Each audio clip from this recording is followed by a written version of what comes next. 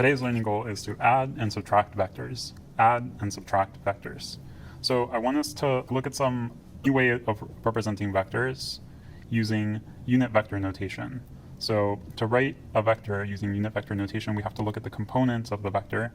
In other words, how far does my vector point in the x direction? How far does my vector point in the y direction? So we're going to focus first on this vector n. We want to find the unit vector form of vector n. So we're going to look at vector n and count to see how far does vector n point in the x direction. Vector n points 1, 2, 3, 4 units in the x direction. So I'm going to write 4 units in the x direction. X hat means in the x direction. This is the x unit vector. That's why it's called the unit vector form. So x hat is a tiny vector with a length of 1. And we need 4 of these tiny vectors in the length of 1 to get us from 0 over here to get the x component of vector n.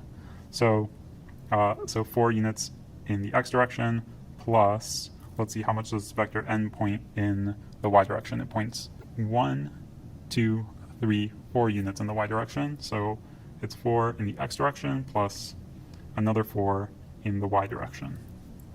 Okay, you try the next one. Go ahead and find the unit vector form for vector m. Pause the video now.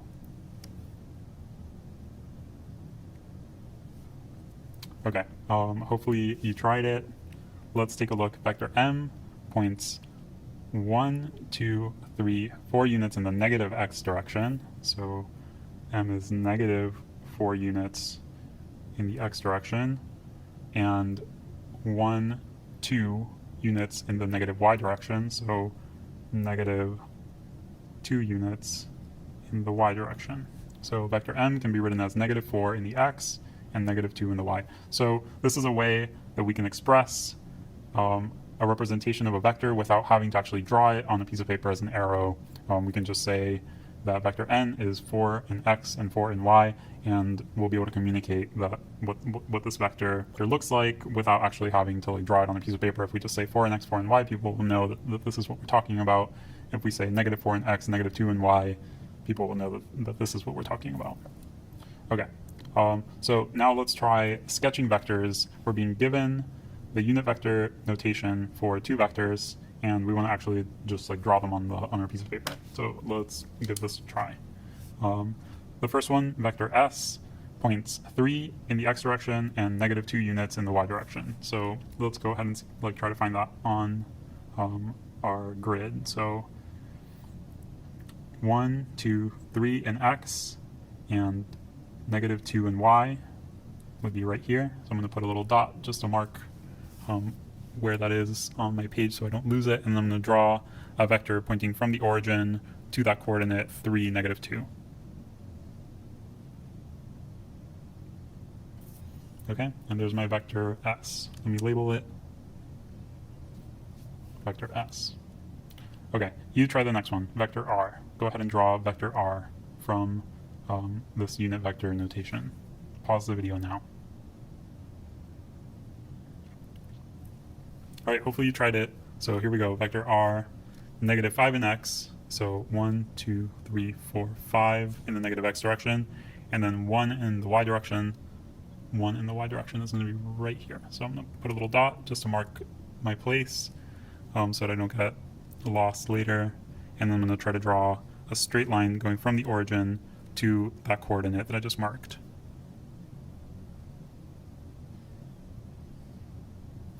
Okay, so this is vector r. I'm going to label it vector r. Okay.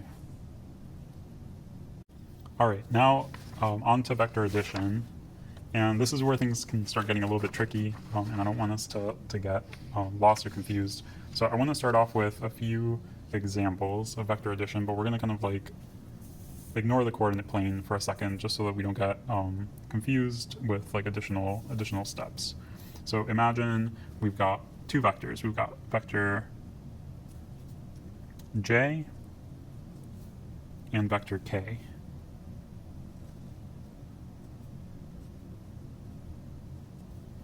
And we want to add these 2 vectors together. So the way to do this is we need to add j to k, so we're going to connect the place where we began to where we ended. So where we started drawing j, we're going to connect and point towards where k ends. So our starting and ending points are here.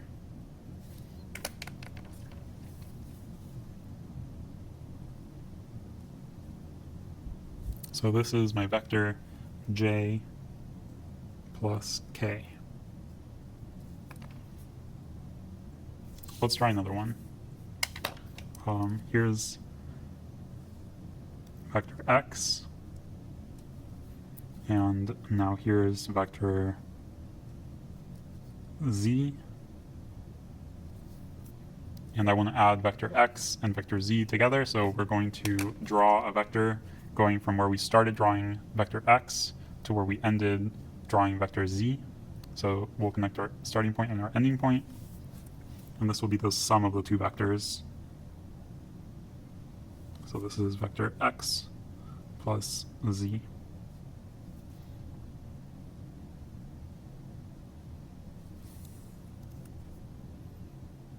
Okay, but notice, very important here with our two vectors that we drew initially, we have to draw both vectors so that they're sort of like chasing each other. So notice where vector x ended is where vector z began. So vector x ended here, vector z started where vector x ended, and then we were able to add the two vectors together.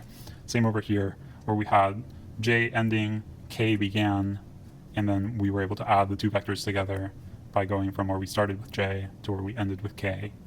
This is the resultant vector j plus k. Okay, here we have a little bit of a challenge because that's not what's happening in this picture. We're being asked to add these vectors together, but vector b is not starting where vector a ended. So we're going to have to shift this vector over so that it's starting where a ends. So let's like try to imagine that. I have like a little piece of paper that we're going to translate. As long as we don't rotate the vector or stretch it or squeeze it, this is totally legal. We can slide vectors around on the coordinate plane, and as long as we don't rotate them or stretch them or squeeze them, it's still vector b. So even though we moved it from here over to here, that's still vector b.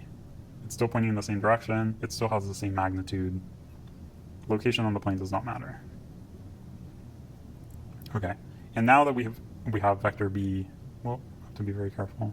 Okay, now that we have vector b over here, then adding the vectors is easy because we just have to draw a vector going from where a started to where b ends, right? So over there. But, well, okay, there it is. So we just have to connect from where we began at the origin to where b ends. Okay, but let's try to do that.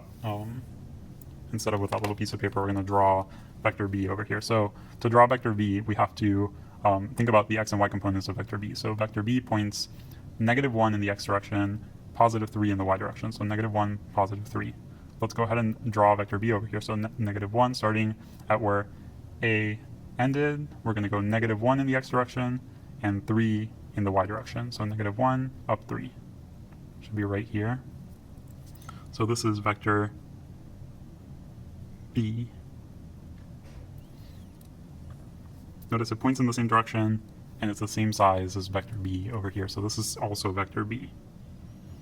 Okay, and now we're in a situation like what we had over here in our previous examples, right? We've got a is pointing like this, b is pointing like this, and a plus b is going to go from the tail of a to the head of b. So this will be our vector a plus b. Okay, and we're calling a plus b c, so we'll label it vector c. So the sum of a and b is going to look something like that. A plus b. And a plus b, we're going to call it c, just so that we're not like filling up our paper with a's and b's, and maybe it'll like be too messy. So that's vector c, the resultant vector when we add vector a and vector b.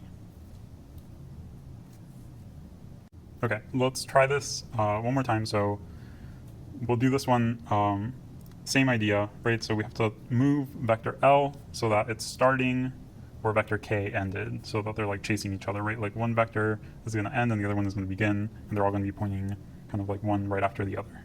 So vector L, we have to shift it over here so that we can do our little addition trick. What? So we have to be very careful not to rotate it or stretch it. And this is going to be where vector L is going to end up. And then that way we can add the two vectors together. Okay, so let's try to do it carefully. We have to look at the components of vector L so we can redraw it in its new location. So vector L goes -3 in the x direction and -2 in the y direction. So -3, -2. Let's do that. So starting over here where K ends, we're going to begin drawing vector L, -3, -2. Let's try one more time. 1, 2, 3 in the negative x direction, 1, 2 in the negative y direction, -3, -2. So this is also vector L. And now it's in the correct location for us to be able to add vector K and vector L together graphically. And again, right, let's not like get confused about this. This is like the same idea, right? We're drawing it on a coordinate set of coordinate axes, but essentially this is all we're doing, right? This is K, this is L, and the sum of them is going to be starting at K, ending at L, like this. So this is our vector K plus L, which over here we're giving this like special name vector H. So K plus L, or we could just write vector H, because that's how it's being defined. Okay, so let's go ahead and do it over here on our graph. Vector H, the sum of K and L, is going to start at the origin, and it's going to end where K and L complete their little paths. So remember, K and L are like chasing each other here, and we're going over to where K ends, and then from where K ends over, right, L begins and L ends over here. So this is vector H, the sum of K and L. You try this one, try graphing these, and then I'll show you the solution in a second. We want to add vectors v and vectors u. So vector v and vector u. So let's take a look.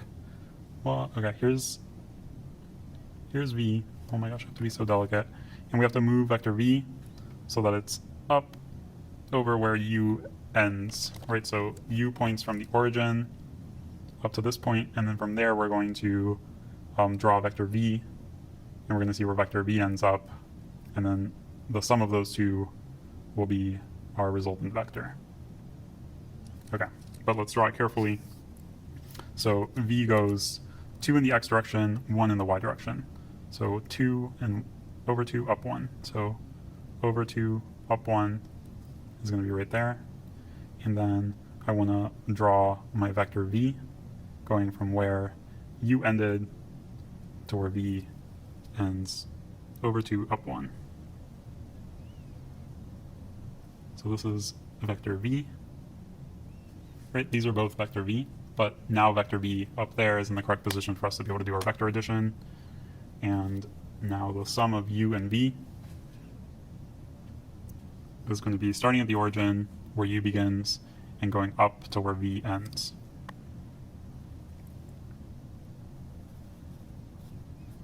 Something like this. This is vector, what do we call this? So it's saying label the resultant vector w. So let's call it w.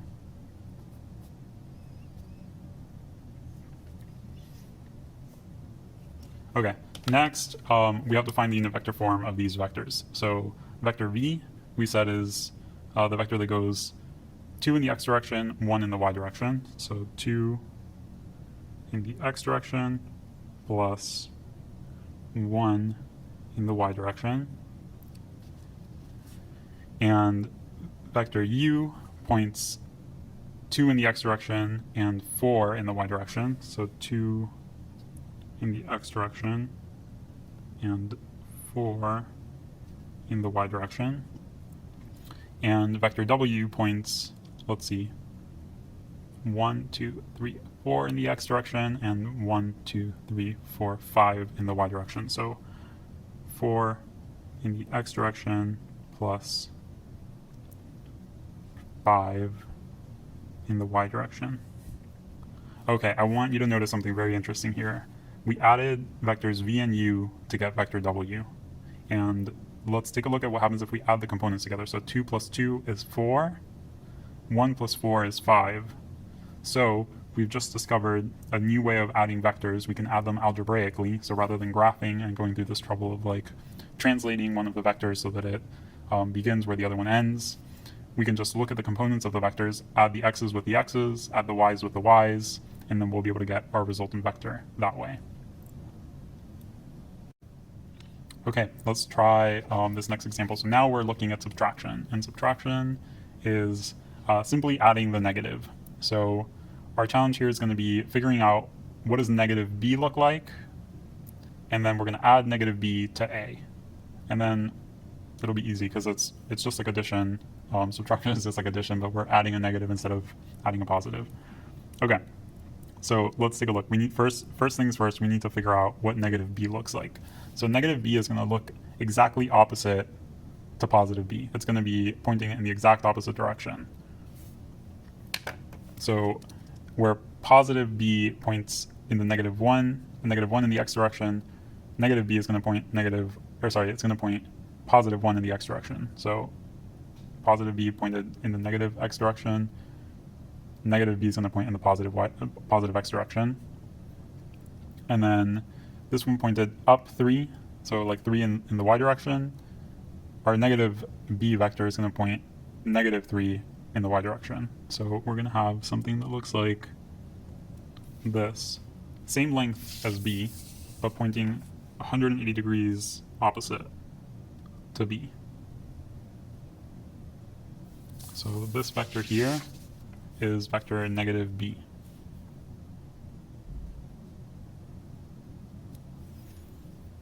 Okay, so that's negative b. We need to move negative b so that it's starting where a ended, so over here, right? So we're going from here, sliding it right over without rotating or without stretching or without squeezing, so that it's still the same vector.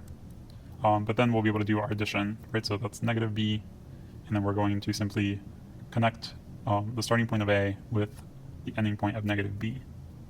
Okay, so let's draw it carefully. Negative b points positive 1 in x, negative 3 in y. Positive 1 in x, negative 3 in y. So positive 1 in x, starting here where a ended, positive 1 in x, negative 3 in y is right there.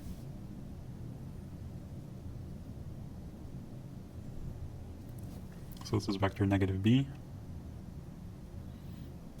And then to subtract a and b, we add the negative. So we're going to add negative b to a. And adding negative b to a is going to be going from the origin where a begins and ending where negative b ends. So something like this. This is vector a minus b, or we're giving it a name d. So that's vector d. Okay, so you try the next one. Go ahead, graph the vectors, subtract them, find the resultant vector of this, like subtracting s and g. And then once you've done that, try adding vectors s and g together without graphing. So go ahead and try using this method that we used over here, saying like, okay, we're going to add the x components, add the y components, and then come up with your answer for this sum of s and g without actually having to graph them. Okay, great job, everybody.